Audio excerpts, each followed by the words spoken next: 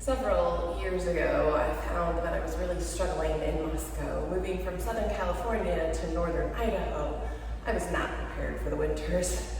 And I pretty much stayed inside for like 4 months.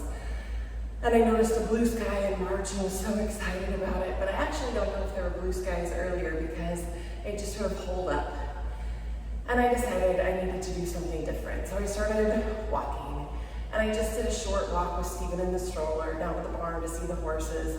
All told, it was maybe a mile round trip, probably not even that, but it was something. So I tried once a day, and then slowly I added more, and I was trying to just up my step count for the day. And so then I got into a routine, and I walked regularly with Stephen.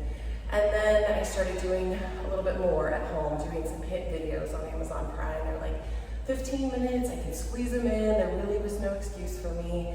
And then I started working out with a personal trainer from the church. We started with 1 day a week at 5:45 because I could get up and go out early before anybody was really even awake at my house and do this workout with her. And then we moved to 2 days a week and eventually 3 days a week.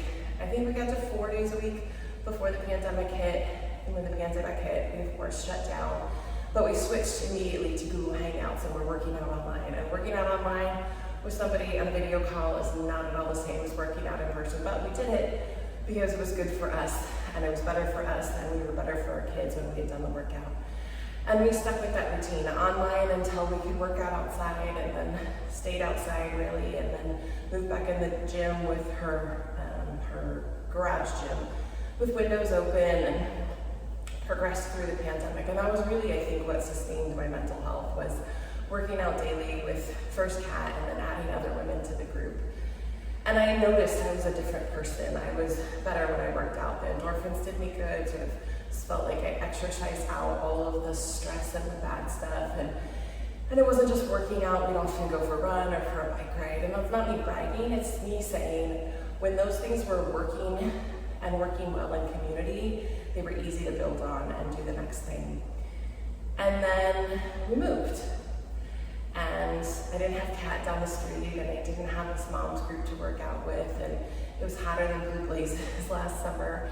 And it was hard for me to get established in a routine. And I had my own weights, and I had my own gear at home that I could have done at home workouts, and I did a few, but I really struggled. And even with walking, it took me a while to sort of get back into that routine. And in what month was that? In the winter of this year, I really started to sort of pick back up. I put on my yak tracks, would just get out in the snow. And I walk almost daily now, and it's good for me. And I know that I'm better for it. And there's this part of me that knows there's something more that does so much more for me. Weight training and cardio and pushing myself, and it makes a big difference. And as life has been stressful this last couple months, I've really, really missed it. And so I was like, I gotta do something. And I don't know that I'm gonna go back to hour-long workouts at 5:40 and 5 in the morning, especially not by myself. But I could start with those 15-minute hit videos. And then we're in Seattle for annual conference, and I was like, well, I can use the hotel gym. It's not that working out is the be-all, end-all, but it's that it's something I know that does a world of good for my mind, body, and spirit. And it's hard.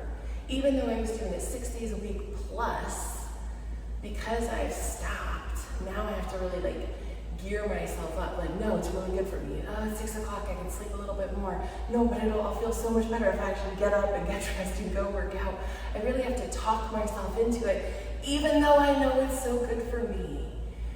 And parallel for me is there's been similar seasons and activities within my faith life, whether that's my prayer group or Bible study group or small group or fellowship time or worship time. There's times where I've sort of gone in and out of the habits, right? Sometimes where I'm all in and it's 6 days a week plus extras of whatever the spiritual activities are. And there's some days where I'm coaxing myself to go do it. Even though I feel so much better when I've done it, I really have to talk myself into it. And yes, that's absolutely true for pastors. It's not just a layperson thing. It's not even just a you thing. We all go through it. So for this season, for me, as our life is transitioning, I know I need to get grounded back in the things that do me good. That includes cardio and weightlifting. For me, because it makes that kind of a difference. And it involves journaling and daily prayer for me with God. It involves sort of exploring theology, not just to write a sermon, but because it's good for me. And I would invite you to be reflecting on what's good for you, what's been good for you in different seasons of your life, what makes such a big difference, and maybe what's sort of fallen by the wayside with the pandemic. Is it worth reclaiming? Is it worth coming back to? And if so, you don't have to start at the top of the scale wherever you were before, but just a baby step. One thing to sort of remind you, yes, this is why I always did this, because it made such a big difference in my daily life. Take care, friends.